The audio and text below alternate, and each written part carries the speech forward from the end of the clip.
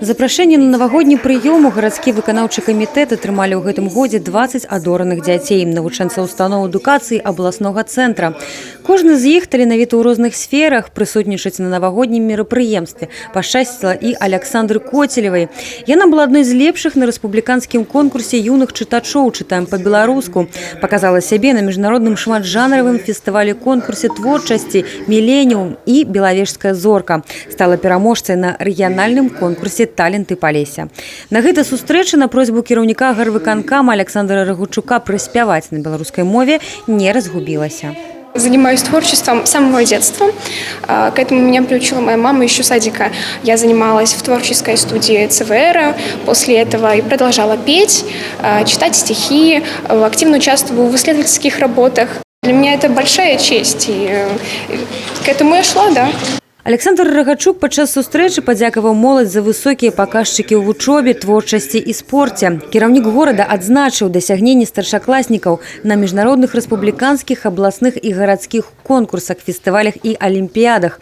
Характарызуюць імкненні падрастаючага пакалення ісці ў нагу з часам і быць паспяховымі адначасова ва ўсіх сферах жыцця. Насколько они разносторонние и насколько они четко понимают, что только лишь труд, работа над собой позволяет добиваться успеха в этой жизни.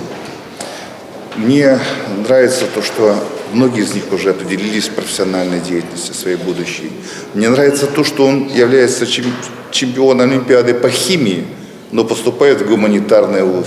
И наоборот, являясь дипломантом по художественным каким-то другим формам самовыражения, он поступает в ГУИР. То есть люди очень амплитудные. Старшыня брэсцкага гарвыканкама удакладніў, з улікам дасягненняў моладзі ў бягучым годзе ў будучым 2021. Акцэнт будзе пастаўлены на развіццё цэнтраў пазашкольнай адукацыі. Выдатнікам 2020-го былі ўручаны сертыфікаты і салодкія падарункі.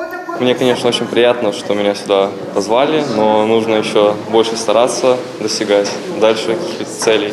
Чемпион Брестской области по волейболу, призер на республике был по соревнованиям в многоборью.